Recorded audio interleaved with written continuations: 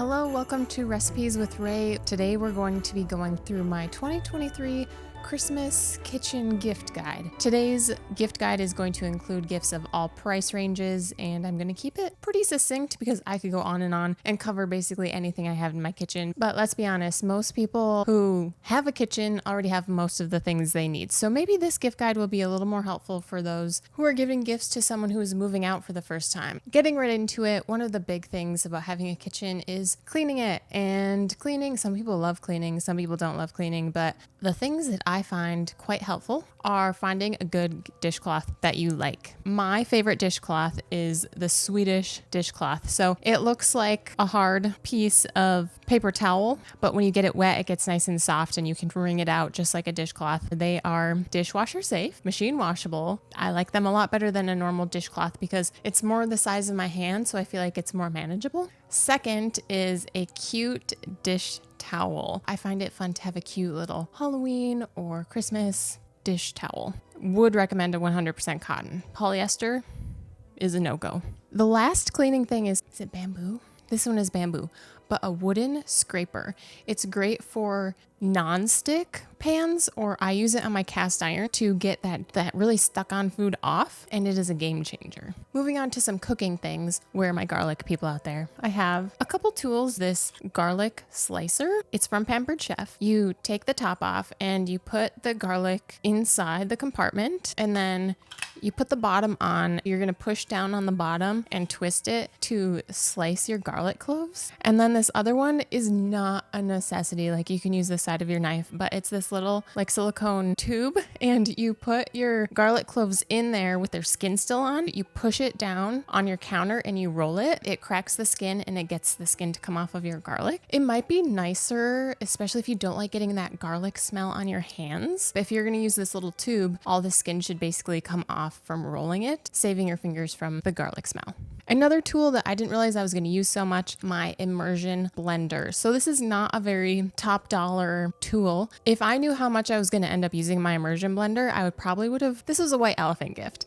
But if I were to buy my own, I would splurge and get a higher quality one. Mine is a Mueller brand. This bottom part twists off and you can put different attachments in it. Mine comes with the immersion blender attachment. It screws on in place of this black end, and it's a fully stainless steel piece, but this black end allows for you to put different attachments in it. I have a milk frother attachment and a whisk attachment. Now, it's not a super heavy duty whisk, but I am able to use it to make homemade whipped cream. I reckon you could also use it to whip egg whites if that's anything in your purview of baking or cooking, or cocktail making.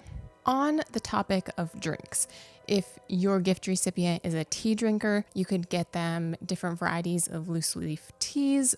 And if they're new to loose leaf teas, they'll probably need a tea diffuser to go along with that. There are tons of cute tea diffusers. There's different animals, there's different flowers, there's silicone ones, there's metal ones. You can get really fancy silver ones depending on your price range and the type of person you're gifting. If your gift recipient is a coffee drinker, and if they're a pretty simple coffee drinker, you could always give them a new coffee to try. What started me in my relationship with coffee going downhill was I was gifted a coffee grinder. It's the Cuisinart Burr grinder. If you're going to go for a coffee grinder, get a Burr grinder. Now, mine is electric. If your coffee drinker is a little more advanced, you could get them a hand grinder. The next step of my coffee relationship was my AeroPress. You can make a somewhat acceptable to the coffee community, a somewhat acceptable homemade latte with an AeroPress because of the amount of pressure under which the coffee is brewed. I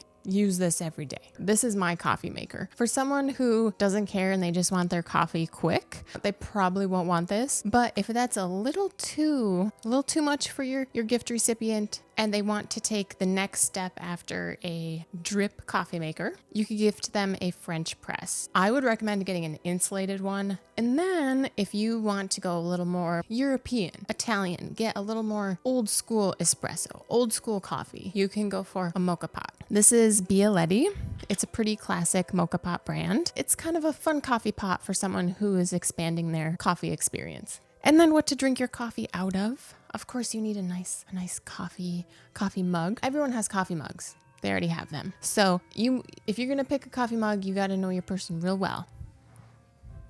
I'm sure you've all seen these, but these cute little glass, they look like pop can style glasses with a bamboo, it's probably not bamboo, a wooden top with a silicone ring so that it's sealed, and then a glass straw. These are for iced. If you are an iced latte, iced coffee person, iced matcha, really elevating just your experience, because it's nice to drink your coffee out of something fun. Or Yeti, Simple Modern, Stanley. You can choose your brand, your style, your size coffee mug. Moving on to the last few things of this gift guide, let me start with the things that I don't have here on the couch with me because I just didn't want to haul them over here. A crock pot, game changer. All of my recipes so far have fit into my 4.5 quart crock pot. And you can get different colors, different designs. Next, if you are going to be gifting someone who wants to entertain, this is a little bit of an old school cooking vessel, but a roaster with a lid. Always get a lid. If you're getting someone a cooking vessel, 90% of the time, get one that has a lid. You can cook a turkey in there. You can make Chex Mix in there. Those are the two main things that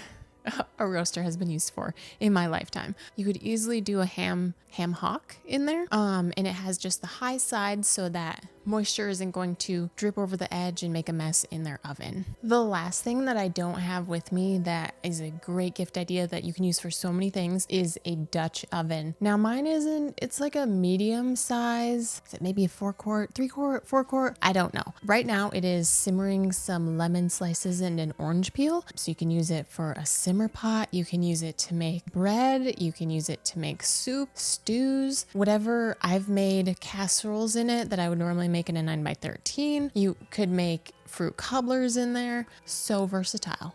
I used to love watching cooking shows and they always had glass mixing bowls, and it bothered me the sound of like an electric mixer against the glass. But now that I have a cooking show on YouTube, I now understand another reason why they use glass mixing bowls. It's so that the viewer can see into the bowl even if the camera view isn't a bird's eye view. Glass mixing bowls I recommend for another reason. They're glass, they're a natural material, so you don't have to be worried about like the plastic in the microwave, in the dishwasher, how it affects your food. Yes, you can do metal because metal's not going to break when you drop it, but glass can be put in the dishwasher and in the microwave. So those recipes when you need to melt some butter, glass mixing bowl. So maybe a set of 3 glass mixing bowls, small, medium, large. One last cooking vessel, stoneware. Anything stoneware or cast iron. It's a little more expensive, but it's a nice little investment. It's nice to have nice cooking pieces, nice kitchen tools in your kitchen. And sometimes people don't want to splurge on themselves. And so if you want to, you're willing, get them something nice. Get them something, a nice piece of cast iron, a nice piece of stoneware, a nice serving platter.